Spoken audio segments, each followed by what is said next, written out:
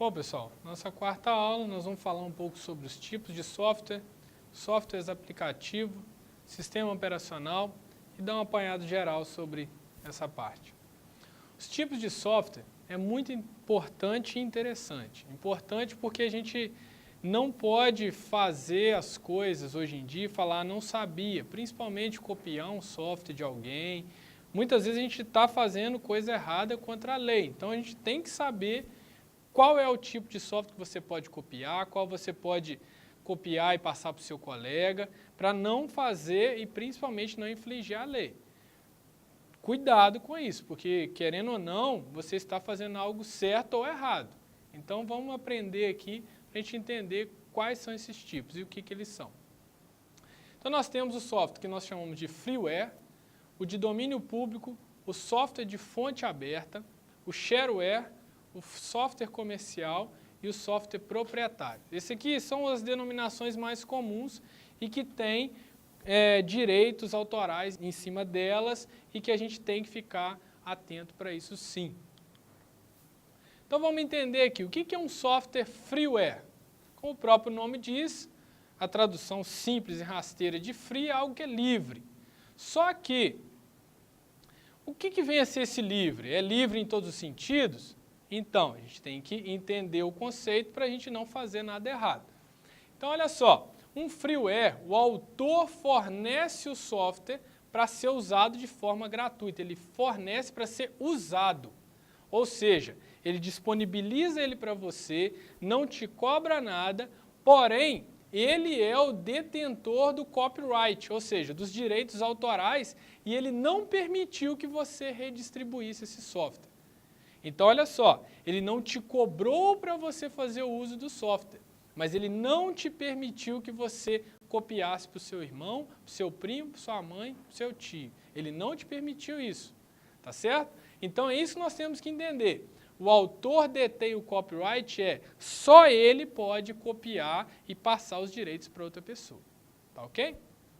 Então, olha só, ele pode impor restrições no uso. Por exemplo, uma funcionalidade ou outra, já que ele está te dando de graça, ele pode simplesmente deixar lá que não funcione. E aí, como se diz, né, já que a gente não está pagando, a gente não pode exigir nada. É como se fosse um software para testar, para você ver se realmente é isso mesmo que você está querendo para a sua empresa, se vai atender o seu dia a dia. Então é mais ou menos por aí, tá certo? Então, ó, como apenas o autor detém os direitos, se alguém copiar o software ou repassar para alguém, esse cara pode ser processado. Ele pode vir a responder um processo na justiça. Tá? Então, muito cuidado com esse freeware. Vai achando que é free. Não, cuidado. Free para usar sem pagar. Nada de sair copiando. O próximo, pessoal, software de domínio público.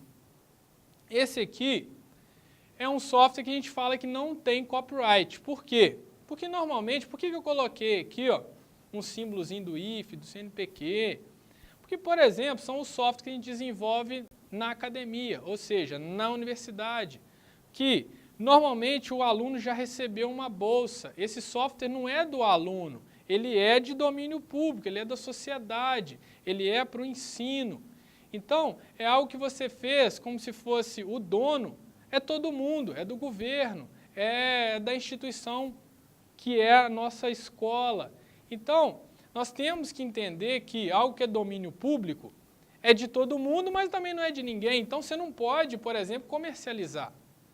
Ah, é de todo mundo, beleza, mas você não pega o banco que está lá na rua e vende ele. Né? Não pode fazer isso. Então, tem que entender que o software de domínio público segue essa mesma regra. Não tem copyright. Por exemplo, o software que eu fiz lá no meu mestrado, eu posso disponibilizar ele para você, você pode disponibilizar para o seu pai, para sua tia. Por quê? Porque ele é da sociedade, tá? Então não tem problema nenhum. Agora, se você comercializar, aí sim você pode ter um grande problema. Por quê? Tipicamente são softwares desenvolvidos em universidades, instituições de pesquisa usando recursos do governo.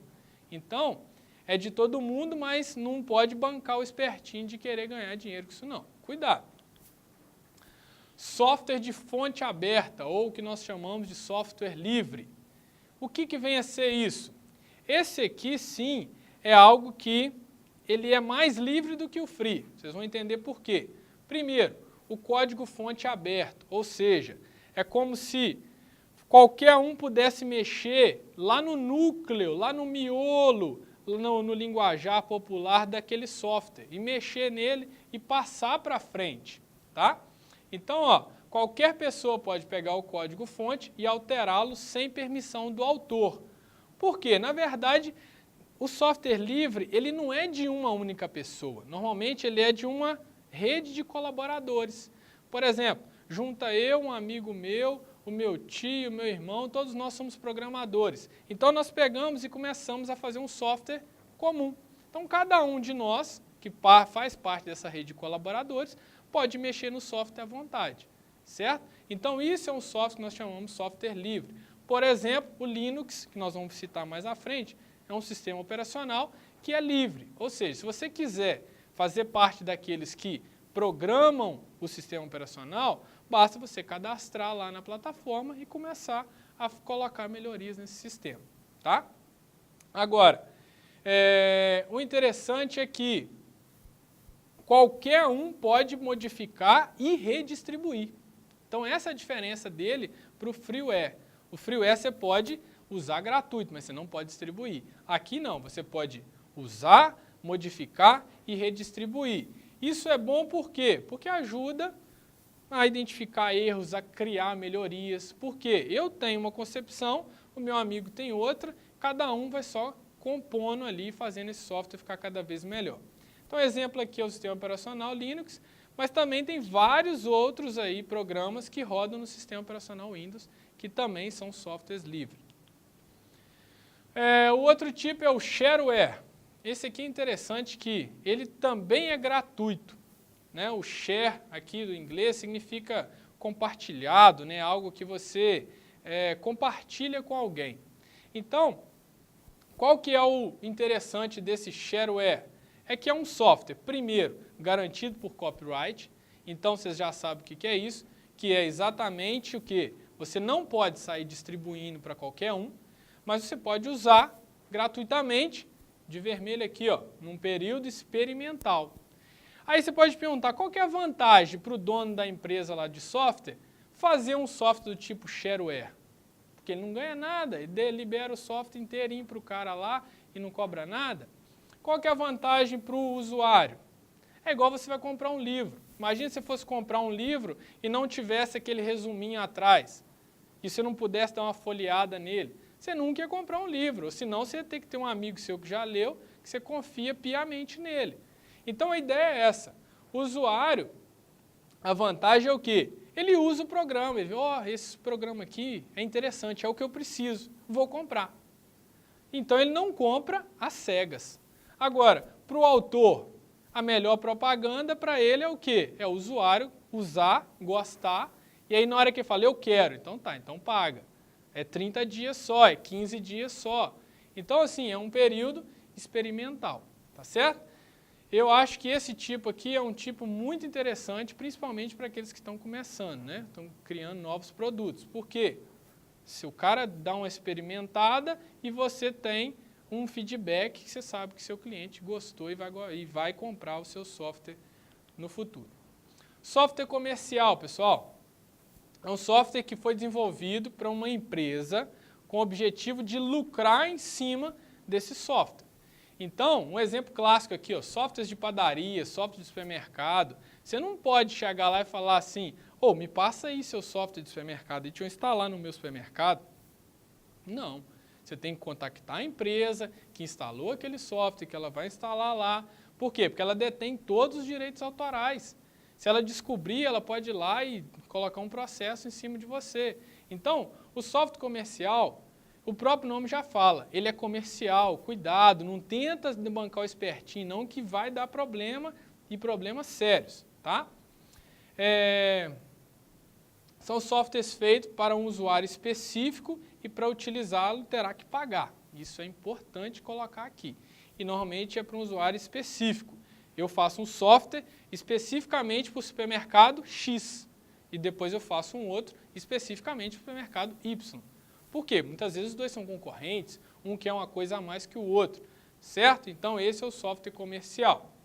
O software proprietário é o que eu chamo aí de uma entidade, né, que é aqueles que também é o comercial, né, que é aquele que tem copyright e que tem também alguma restrição sobre a sua cópia, redistribuição e modificação.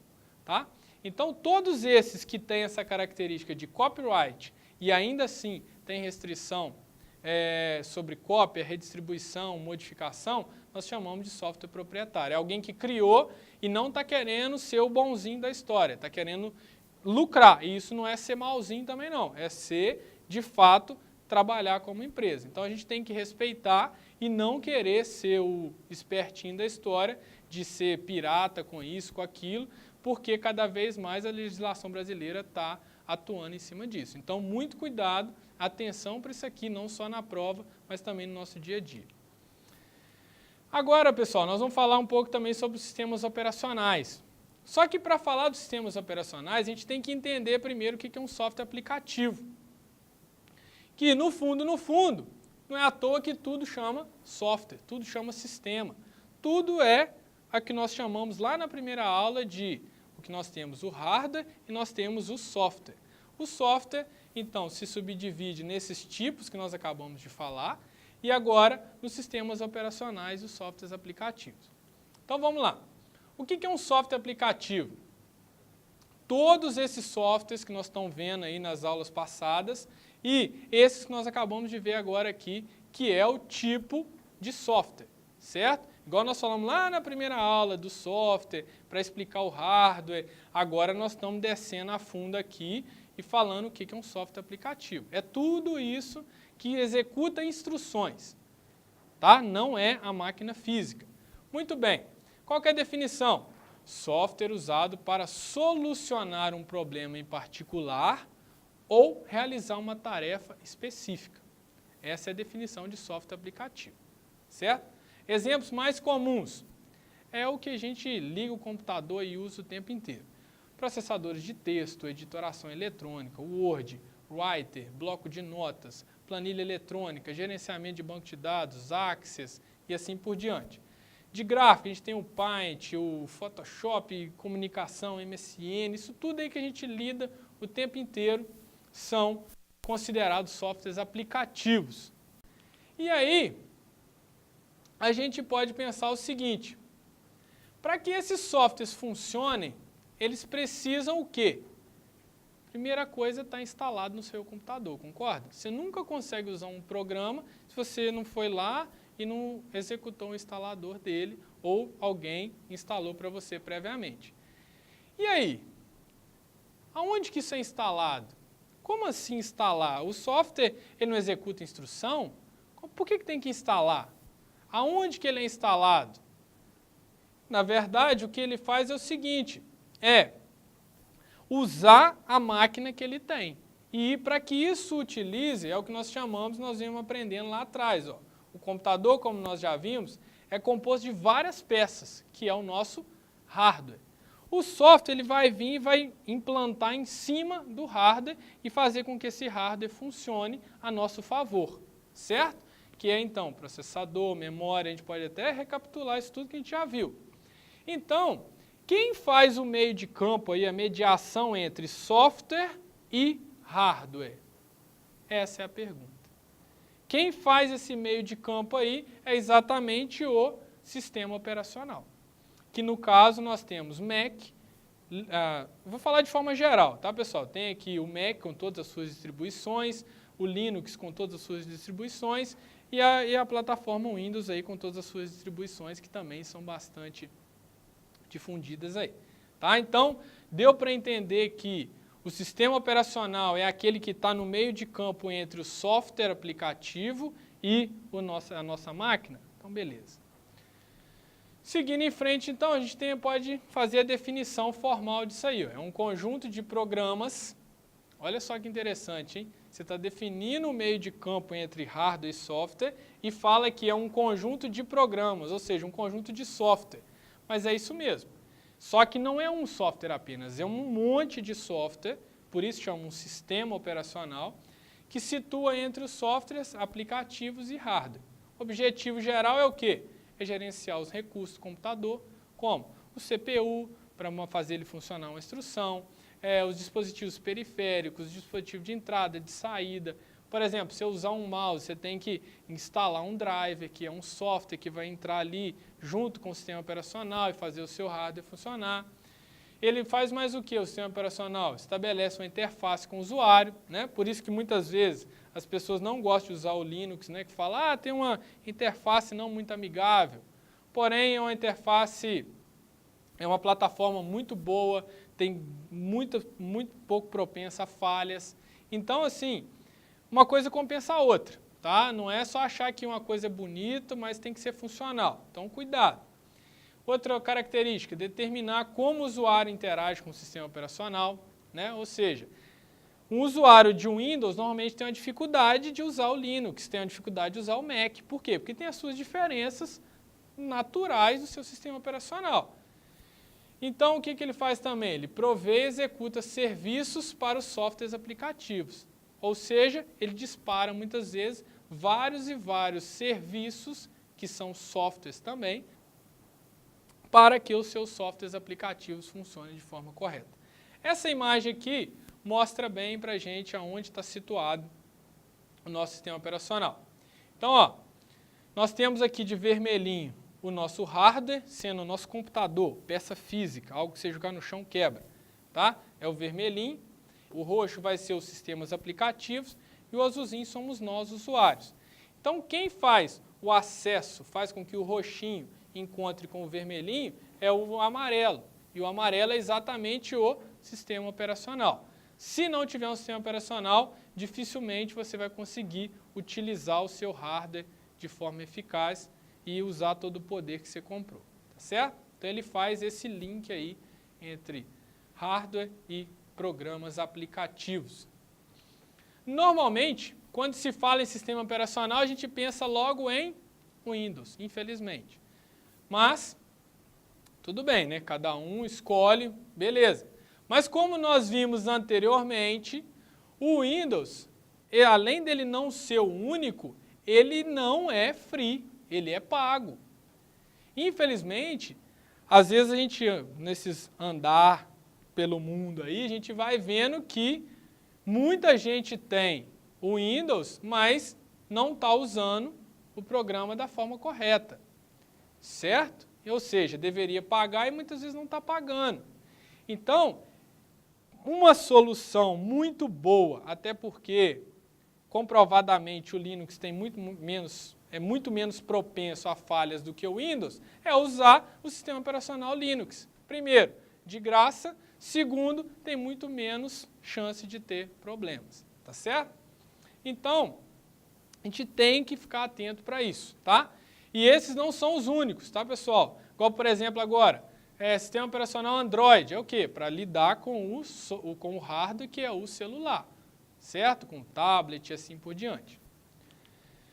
Então, de forma geral, o mais utilizado, infelizmente, entre usuários comuns é o Windows. Por quê? Porque é o que muitas vezes a cultura nos coloca, mas fica aí a dica para que a gente migre cada vez mais para plataformas livres, até porque, né, software está cada vez mais caro e a gente tem que ficar atento para isso aí, tá certo?